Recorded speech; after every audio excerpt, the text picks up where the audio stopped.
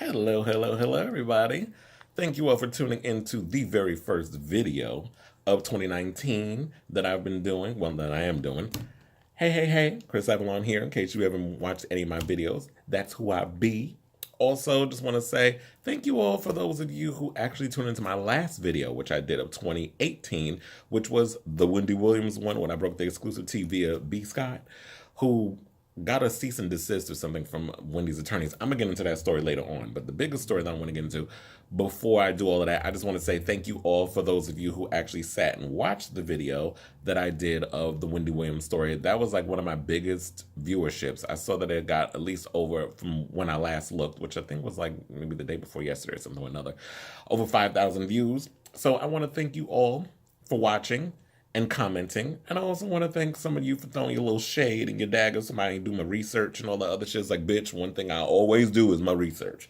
That's one thing you can never take away from me as somebody who's been blogging and doing entertainment news and gossip for over 15 years. I've been doing this 15 years. If you don't know, you better look Chris Avalon up. I have a radio show that we'll be getting back into soon. I know I need to talk to my engineer about that, who's probably watching. Hey, TJ.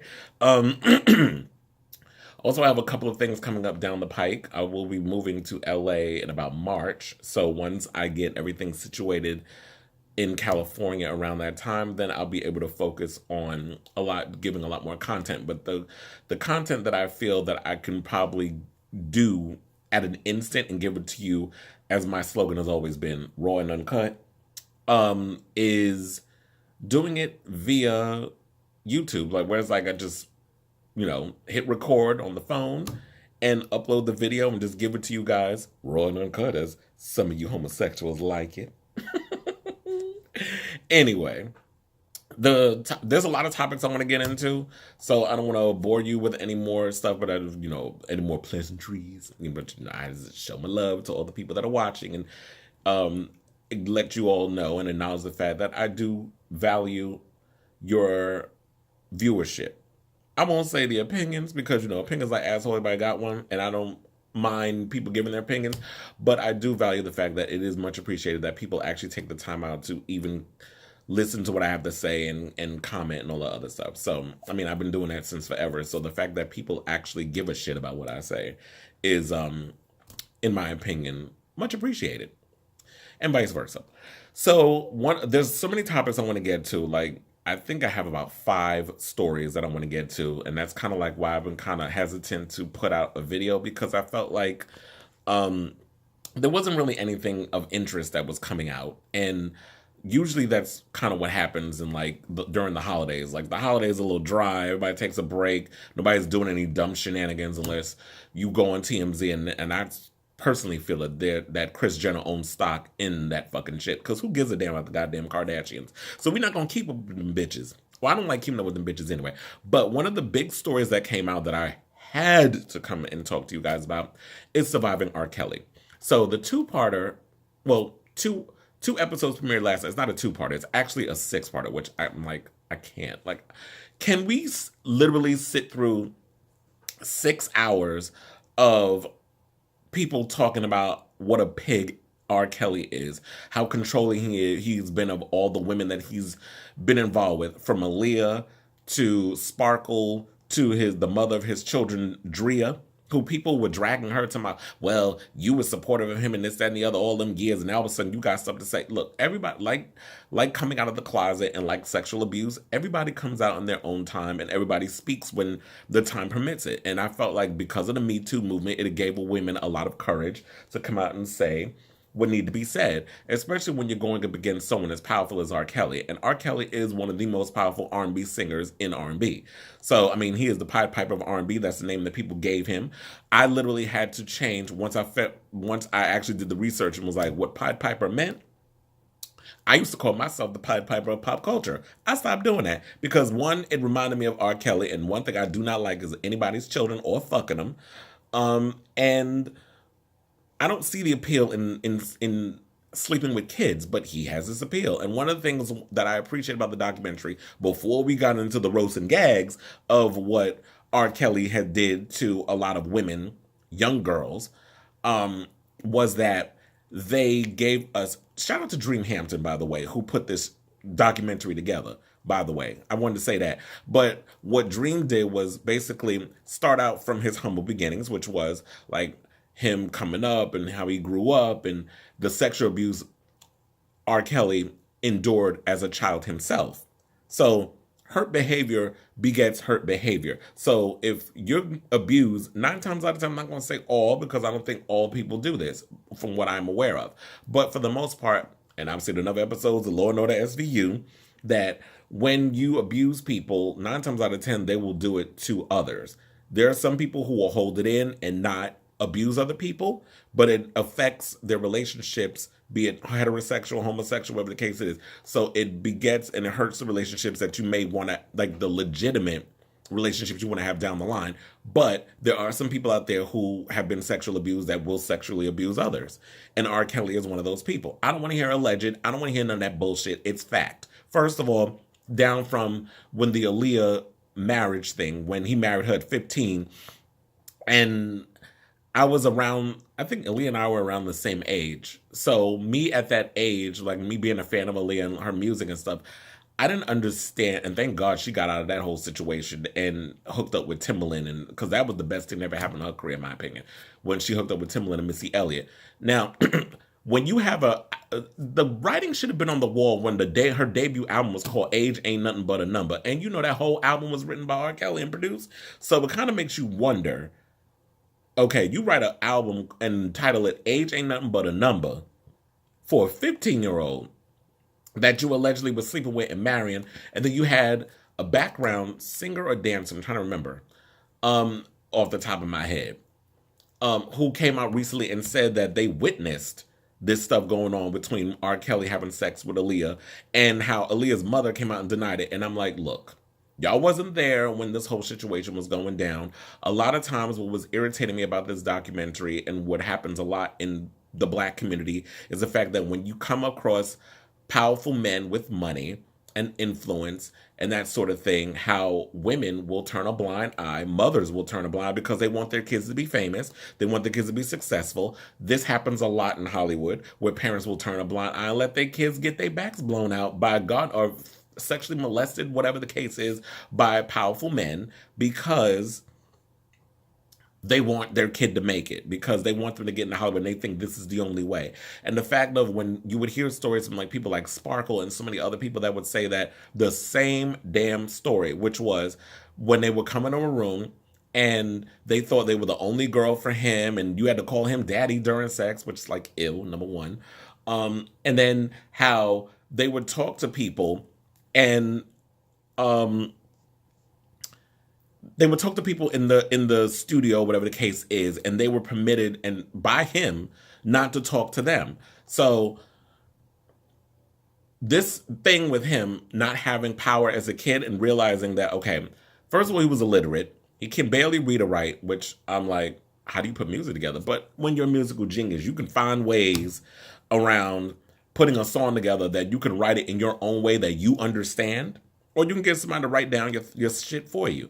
So there's many ways that you can go around, even if you're illiterate, that you can come up with some shit and create magic, musical magic. And that's what R. Kelly has done, not taking away his talent or whatever. But when you do wrong by people, when you sexually abuse young girls and you fuck them up and you do all kinds of other craziness, you can't be, you need to be held accountable for your actions. And what I'm wondering is, because this shit is 6 parts, and Lord Jesus, I don't even know if I could sit through 3 nights of Surviving R. Kelly, where there's like 2 hours of each freaking thing. I don't know if I could sit through it, even though I totally believe these people. I believe everything that it was talking about it. And what I found interesting, before I get to my closing argument, I know I'm an attorney and shit. But there were some celebrities that actually came out and spoke about surviving R. Kelly. And here's what some of them said. The doctor, well, I had no idea he was 51, by the way, because I don't check nobody's age. But still, age ain't nothing but a number in certain situations. So John Legend, I believe, was the only celebrity that known celebrity that actually spoke out in the documentary.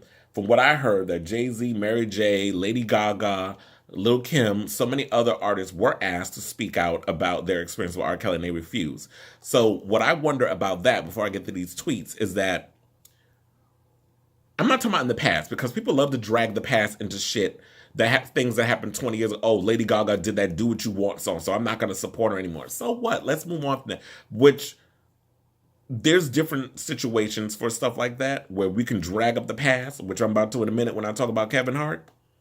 And what I need to conclude with all of that to make logical sense of all of this shit that's happening, because I don't know if y'all heard the latest story, but I'll get to that in a minute. But let's focus on Mr. Kelly. Now, does this mean in the future, after you watch all these parts, after this whole documentary is done, does this mean that people will stop supporting R. Kelly's music? Number one, I know there are some radio stations that stopped playing his music. Spotify talked about getting rid of his music, but then caved because the record labels that was giving them money threatened to cut financial ties with them, I guess, or other artists. So Spotify is fucking pussy, and they caved, which is why I don't fuck with Spotify no more, because if y'all gonna be doing that about him and XXXTentacion and all these other artists where they're problematic, and you're saying that abuse towards women is okay because money is the more important thing that we care about, is staying afloat and having a job, then I can't support you. I will stick with my Apple Music and other vices that I have where I want to listen to whatever music I want to listen to. So does this mean in the future anybody that will do the Dr. Luke situation, which is anybody who works with, because I know people's been mad at Kim Petras for working with Dr. Luke on, I guess, I think it was like a latest album, latest EP. I didn't listen to it, but I know like she dropped something a couple of months ago. And people were pissed off about that. But does this mean that anybody that works with R. Kelly in the future, like if Lady Gaga was to work with R. Kelly on new music for her next album tomorrow, would y'all stop playing Lady Gaga? Or with Mary J. Blige was working on a new album and she got in the studio with R. Kelly, does that mean that y'all gonna stop fucking with Mary J. Blige? So I feel like y'all don't want to speak out, that's fine, because y'all want to play the game and y'all are in the industry and you're gonna watch what you say and all this other shit, and you've been around this man for years, and whatever shit y'all got going on is fine, whatever the case. But what I'm wondering is, in the future, if said artist is supporting this man and wanting to work with him, I don't think I can rock with them. I don't think, personally, for me, I get the whole separating the art from the person, but it's hard to do that when R. Kelly has been known for over 2 decades of sexual abuse, the marriage with Aaliyah, Sparkle's niece, pissing on that child in the sex tape and all that other shit. And another thing that pissed me off is how women have become complicit and will allow and will look the other way for what this man has done. Like, I don't understand the people that blindly support him and still be like, well, that was back in the day. And no. A leopard don't change his spots. At 51 years old, this man's still doing this shit. Allegedly got sex dungeons and all kinds of other stuff in his house. So then now to the point, because I want to hurry up and wrap this shit up. John Legend said, we should all thank my friend Dream Hamden for the very necessary work to create #surviving R. Kelly. These survivors deserve to be lifted up and heard. I hope it gets them closer to some kind of justice. Me too. Because we all know that black lives or black female lives do not matter when it comes to things of this nature. Now, I guarantee, like Bill Cosby, if he had fucked a white girl that was 13, 14, 15, if he would have did that shit to somebody like JoJo at that age, guaranteed R. Kelly ass to be in fucking prison, thrown under the jail, because we know what that means. Y'all don't like when he hurts your white daughters, but young black women can get sexually abused and all this other shit, and us as a community look the other way, throw it under the carpet. It didn't happen. Let's move on. We bury all that shit deep. We don't deal with that. We don't deal with hypermasculinity. We don't deal with a whole lot of stuff that deals with sex and violence and all other stuff in our communities. We're okay with people shooting our brothers and sisters and this, that, and the third, but we're not okay with dealing with this issue of sex and sexual orientation, sexuality, that sort of thing in our communities. And that's something we need to stop burying and deal with it head on. And I know a lot of people were uncomfortable with this documentary, and I'm like, good. You should be uncomfortable for watching something like this or knowing what this man has done, because he's not the first and won't be the last that'll do it. So John Legend also said, to everyone telling me how courageous I am for appearing in the doc, I don't feel risky. It didn't feel risky at all. I believe these women and don't give a fuck about protecting a child serial rapist. Easy decision. Kerry Washington also jumped in and said, surviving R. Kelly is the #1 trending topic on Twitter. Amen. Speaking truth to power. And Jamala Hill said, if you look back at the reporting during the R. Kelly-Aaliyah marriage, it was a massive failure. Zero understanding of sexual abuse. Nobody treated this seriously. It was a collective shrug.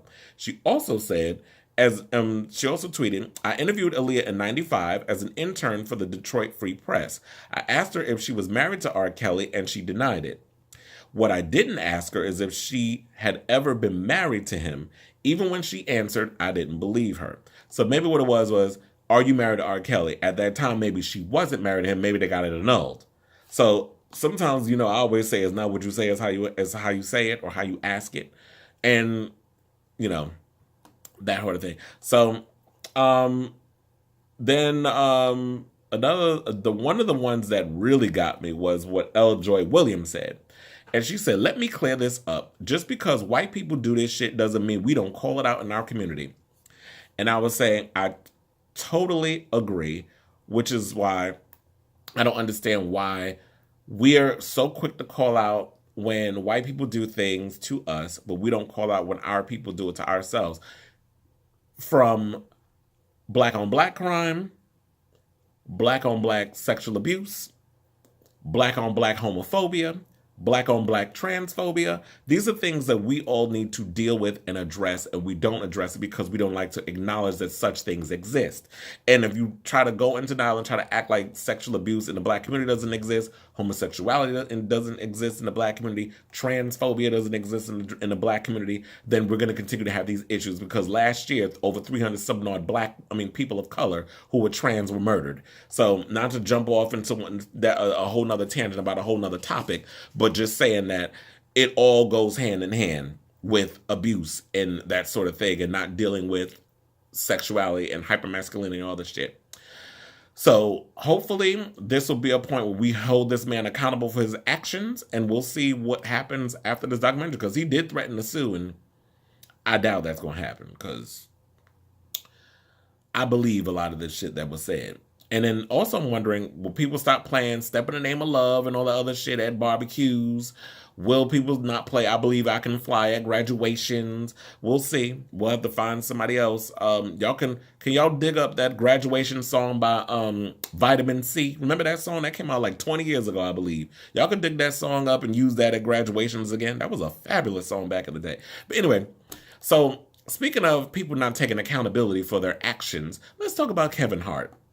So Kevin Hart went on Ellen's show, and I believe he was promoting that movie that he's doing with Bryan Cranston in a wheelchair, whatever the case. I don't know the name of the movie, and I don't feel the need to want to see that film because it's not my cup of tea. Also, I don't feel like Kevin Hart, to me, is not even funny. He's never been funny. I've said this numerous times. I don't think he's funny. I don't think Tiffany Haddish is funny. I think they can do silly shit, but stand-up ain't your strong suit. But they managed to make it work, and they managed to suck all y'all dollars out of y'all pockets to support their ass over the years. And that's y'all prerogative. But for me, I'm gonna never give that nigga my money. Sorry. But anyway, let's talk about Kevin Hart and the fact that Ellen DeGeneres is under fire for defending him. So he went on her show, and they were basically talking about the whole controversy surrounding the Oscars and that sort of thing. And what I said is he's appearing on her show today. So this is coming out early and all this other stuff. I don't know if I'll watch the episode. I don't think I need to watch the episode. I already got the gist of what was said. But she's getting roasted for calling people who were pissed off about his vague apology, or this whole thing that came about with him hosting the Oscar because of his past homophobic tweets. She referred them as haters and trolls. And for someone who was supposed to be an LGBT ally, who was a lesbian her damn self, or last time I checked she was, but I feel that Ellen is so far into the Hollywood succubus that she really can't differentiate right, not right from wrong, but logic. Like something as logical as that. Like, first of all, the man said, and I quote, in a stand-up 10 years ago. Yes, it was 10 years ago, but guess what? There are people still doing what he basically said, which was, if my son comes home and tries to play with my daughter's dollhouse, I'm going to break it over his head and say that high-ass, gay-ass, queenie-ass, little 5-year-old girl voice of his, stop, that's gay. He also said in one of his comedy specials, one of my biggest fears is his son growing up being gay. Now, here's the thing. I know there's a lot of parents out there who have that fear about their child being gay, but guess what? It is what it is. Your child gonna suck dick. Your child's gonna eat pussy, and there's nothing you can do about it. It just is what it is. People are born gay. People are born not gay. People are born the way they are. People are born, having thoughts of being trans. But that's a whole nother, we're not going to talk about gender identity and sexuality, all that shit. That's a whole nother conversation. But he gave a vague apology back in 2014, and then in 2018 he was like, I refuse to apologize. It was something I said back in the day, and it is what it is, and and so on and so forth, in so many words. I'm paraphrasing, but the fact of the matter is, when you kind of just gloss it over like it's nothing, and for her to sit there and defend that, I'd be pissed off at her ass too. And I've always said, like, okay, for someone who is a lesbian, but you always got half naked men on your show, I'm like, bitch, are you turning straight, or do you still eat pussy? Are you still going down on Portia de Rossi? We all want to know. Or maybe we all don't want to know, because I don't want to imagine you even eating anybody pussy. But I'm just saying. Now, what he should have said was, you know what? I said these things a couple of years ago, and people need to be aware that that we weren't aware of the apology and the tweets and the video and all that shit, because I wasn't aware. And I even said that. I was not aware of what he had said 10 years ago in a comedy special, because I don't, like I said, I don't follow Kevin Hart like that. I don't listen to his stand-up. I don't watch his stand-up. I'm not a comedian where, well, I am funny, as y'all have seen in videos and listen. But I'm just saying, like, I'm not someone who is an avid fan of his stand-up. So when he says these things, I'm not going to be aware of it. And yes, maybe some people just came in on the bandwagon and jumped in and had this whole situation about, that sort of thing. But I'm just like, I don't know. Like I said, I don't follow him, this and the other, so I'm not aware of what he was said. So you have to realize that those people who don't follow Kevin Hart, apologize again. And that should be the last time. Because if somebody brings it up 10 years later, like, look, I already gave an apology. I already said that it is what it is. Back then, I wasn't aware of it. I don't know what apology he did, but this is a different era. This is the Me Too era, where everybody's trying to find every little thing you said 5 years ago, 8 years ago, 10 years ago, 20 years ago, and drag that shit into the media. And yes, you're going to have to consistently apologize for it. It's unfortunate, but this is the way our world is right now. That with this whole Me Too situation going on, everybody's trying to drag up every little thing that you say and hold you accountable for it. So he's also said and stuff, this is the gayest shit ever, no homo. And then also was said, like, LMAO, that's why you sweat for no reason. First of all, you spelled no wrong. KNOW is not the right no. It's NO is the right no. So he wrote something to someone named Wayne215. That's why you sweat for no reason, you fat-faced fag. So he has used, why does Damien DW profile look like a gay billboard for AIDS? Boom, I'm on fire tonight. Are you? That's not even funny. Like, there's nothing worse than someone who thinks they're funny and they're not funny. And he's one of those comics. Like, you are not, Kevin Hart is not funny. Jesus. I mean, okay, the one thing you got going for you is that you're short and you sound like a fucking woman after being gangbanged by 8 niggas. That's what you sound like when you talk. But I'm looking at, like, you're not funny. He is not, where is he funny? Because somebody point me to a joke where he's actually made y'all laugh. Really? He's not funny. He's not. He's not funny. Okay, so let me move on from that because he just pissed me off. So now, are we all pissed at Ellen? I'm disappointed in her that she would say that and say that he deserves to host the Oscars. Which, yeah, everybody has a right to host the Oscars. And I have a right not to watch it. So, it is what it is. And maybe Ellen's unfunny ass should try to host the Oscars. Because that bitch ain't funny either. Anyway, so let's move on to Wendy Williams and the fact that her husband is apparently, the latest news on that is He's selling the home that he shares with alleged mistress. That's the word on the street. According to Radar Online, Williams, 54, has been married to Kevin Hunter, 46, since 1997. The couple have vehemently denied recent reports. Yeah, okay, Mary. That Hunter impregnated Sharina Hudson, a woman he's accused of having a 10-year affair with. Now, Radar has uncovered the 3,800 square foot love shack Hunter purchased for his secret living girlfriend and is on the market for much less than what he originally bought it for. Well, he bought it obviously with Wendy's money because he is her manager. But no shade, but shade. Online records obtained by Radar show that Hunter purchased the home in 2016 for $765,000. Now, Radar has learned the listing price is $719, a $46,000 drop in price. A source exclusively revealed to Radar that Hunter and Hudson have 100% moved out of the home. Just a few pieces of clothing and personal items remain, say the source. So does that mean that y'all went and broke into the home and started snooping around without permission? I'm curious. Now, what I'm understanding is, Wendy Williams, dear, you have a lot of explaining to do when you come back to your show, whenever you come back, because I don't know when you're coming back. We already know you got the shoulder injury and the whole situation and the prescription drug that you were taking and had you speaking weird on your show, and you acknowledge that, and then you try to send a cease and desist to B. Scott after spilling all that tea about you. But this is public record. So what you gotta say? Like, you're so quick to go on Hot Topics and talk about everybody else's marriages and how they're not gonna last and how many months and years you give a relationship with certain people and how you ate crow about Kim and Kanye, even though I can't stand them too, but you told me you was gonna eat crow with them, and then you went and started talking shit about everybody else. Like, and then you be trying to break up people's relationships during Ask Wendy, but you gonna sit by this motherfucker who's made you look like a fool for 10 years and knocked up the bitch that he's been sleeping with in the house next to yours? Like, who does this? Wendy does, because she's a hypocrite.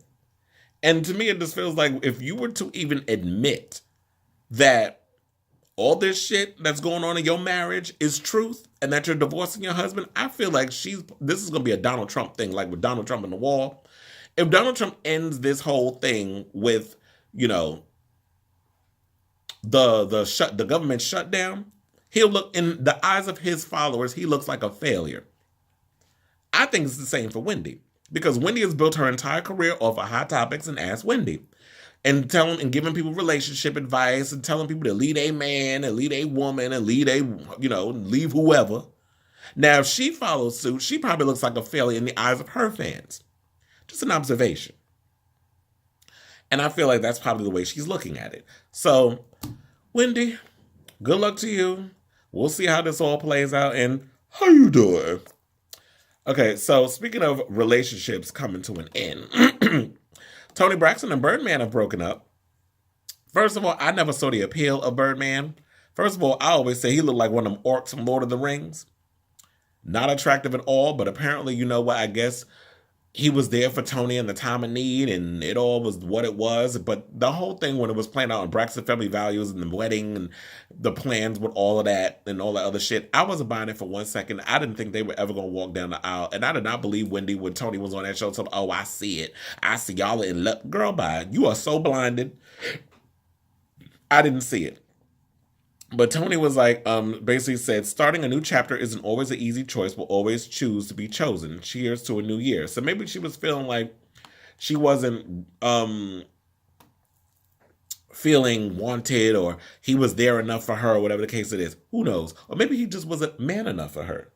I just had to do that corny pun. But anyway, I don't know. Now, what's going on with the engagement ring? Because remember, she lost the engagement ring. First of all, I don't think she ever lost that engagement ring with him and all this other stuff. I think it was some old stunt queen antics that maybe she was doing or he put her up to. With like, oh, my Louis Vuitton luggage was missing and my engagement ring. Bitch, who told you to take it off? So it's like, did you really lose the ring? Or are we in that situation where it's like, because, Toni has had a history of financial issues.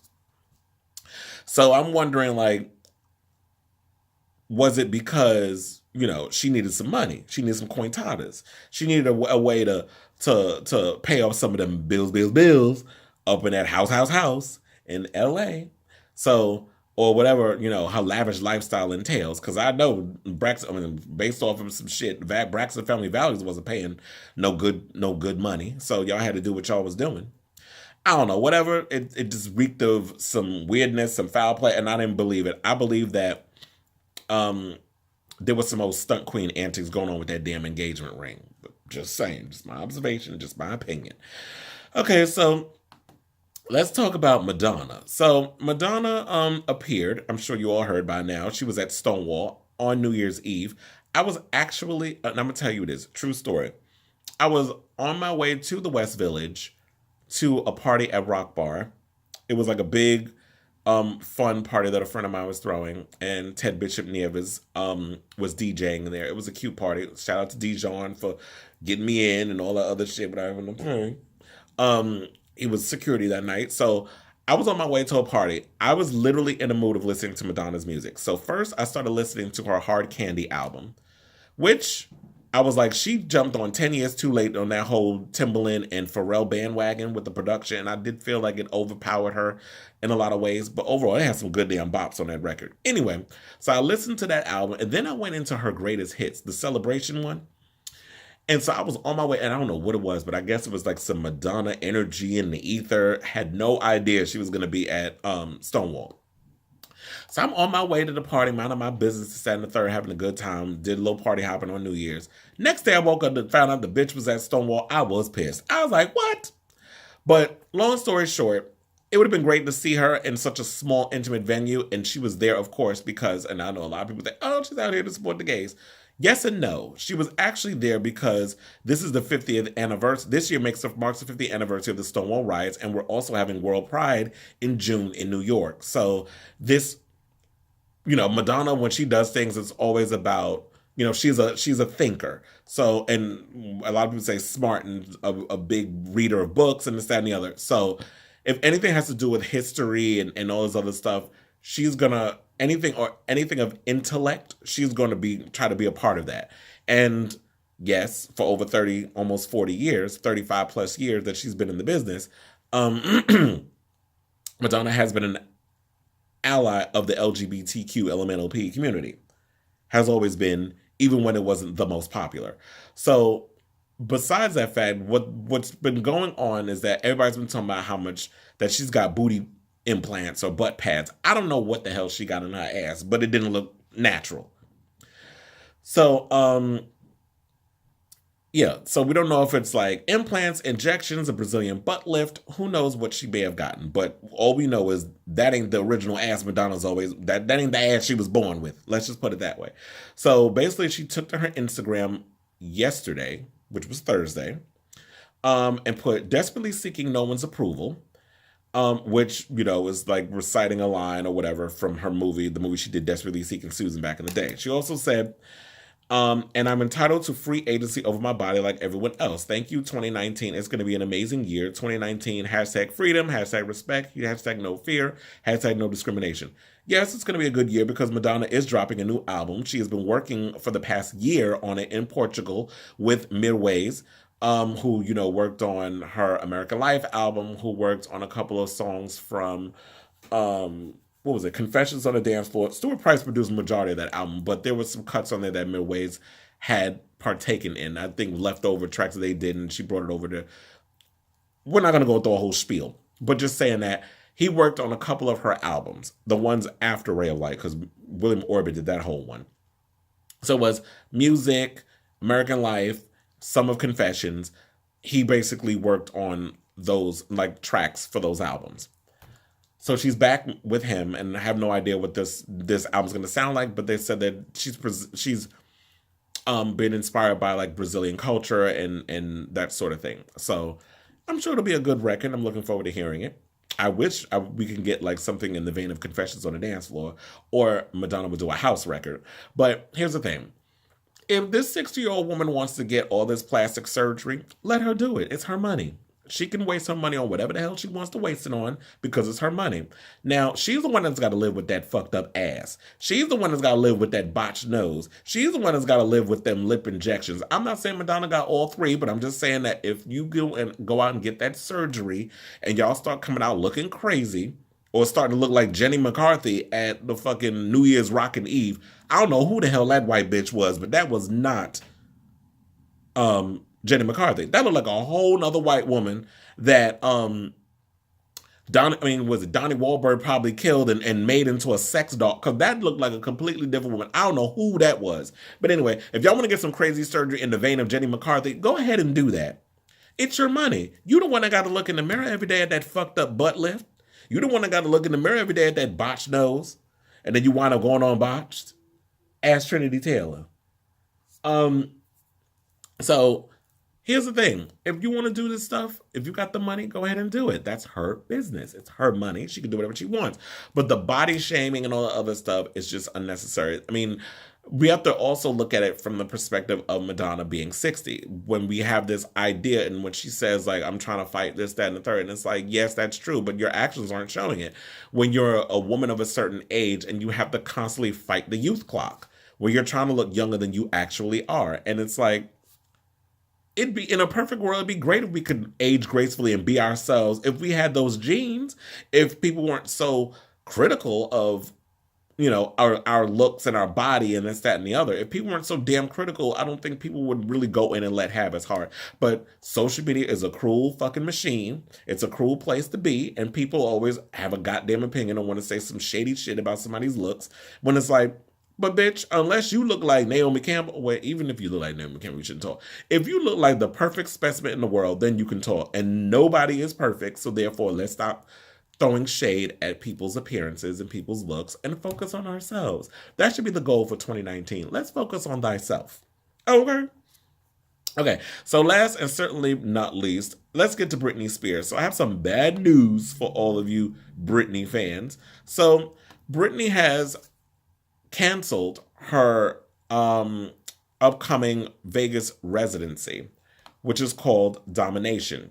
Now, the reason why she has canceled it is because her father has fallen ill. He, what was it? He had a situation, basically, he became seriously ill 2 months ago when his colon spontaneously ruptured and he had to be rushed to a hospital in Vegas, because that's basically where they're living right now. So, he survived. Because, you know, getting any kind of thing that happens to your colon, that's scary. Like, people die from colon cancer. People have all that kind of shit.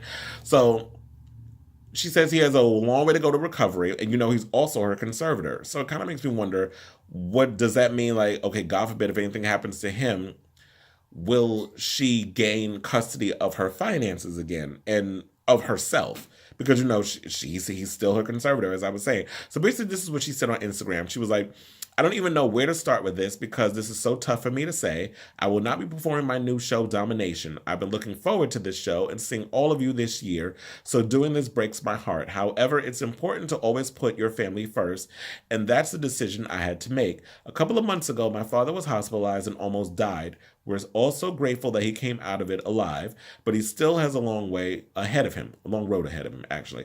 I had to make the difficult decision to put my full focus and energy on my family at this time. I hope you all can understand. More information on ticket refunds is available on BritneySpears.com. I appreciate your prayers and support for my family during this time. Thank you and love you all always. And here's the thing. I agree with her for taking